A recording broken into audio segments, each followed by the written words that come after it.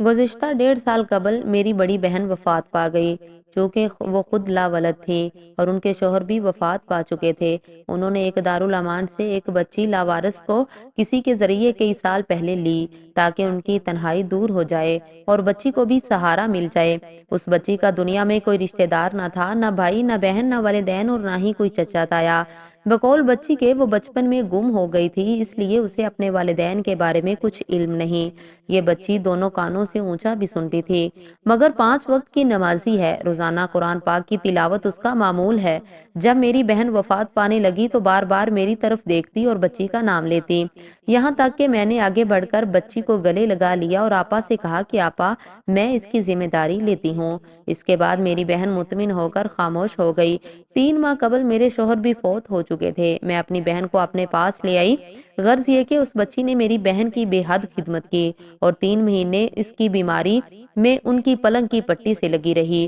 ان کی ایک آواز پہ بے قرار ہو کر اٹھتی اور ان کو بستر پر ٹٹولنے لگتی۔ اتفاق سے یہ بچی 8ویں جماعت تک پڑھی ہوئی تھی۔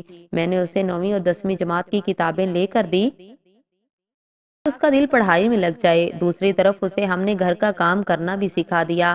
اب یہ بچی گھر کا سارا کام سیکھ گئی۔ گھر میں چھوٹے بچے بھی اس سے بہت مانوس ہو گئے۔ ایک ماں کی طرح آہستہ آہستہ میں نے اس کی اخلاقی تربیت بھی کرنا شروع کر دی، کیونکہ یہ بچی بچپن کے حالات کی وجہ سے کچھ زیادہ بولتی تھی۔ اب اس کی عمر 18 سال ہو گئی۔ اس کے لیے بہت سی جگہ رشتے کی کوشش کی، لیکن لوگوں کے لالچ کے سوا اس بچی سے کوئی ہمدردی نہ تھی۔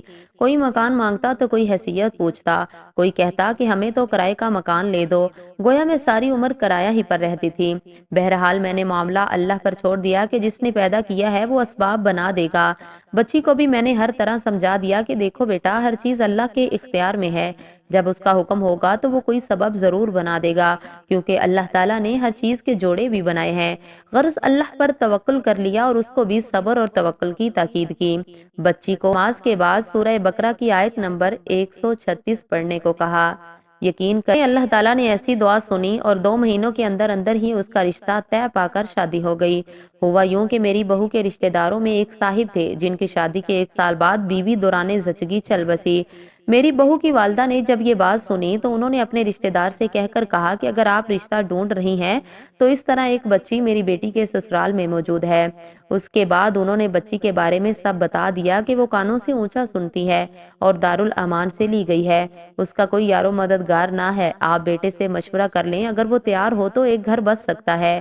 بیٹا جو کہ کسی فیکٹری میں معمولی ملازمت کرتا تھا راضی ہو گیا، تو انہوں نے رشتہ دیکھنے کی خواہش کی۔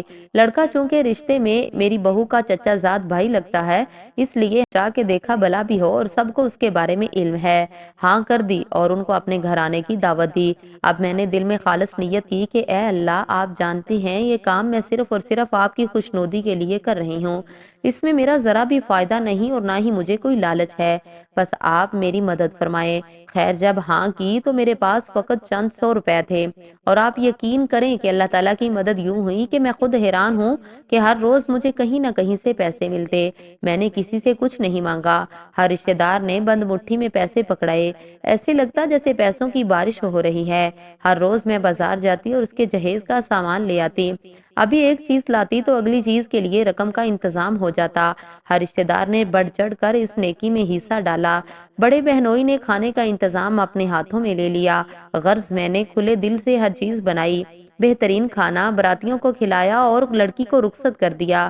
اللہ کی مدد یوں تھی کہ میں گھر سے جس کام کے لیے نکلتی اس کے ساتھ 2-3 کام اور بھی مکمل پا جاتے، گویا فرشتے میرا ہر کام کر دیتے۔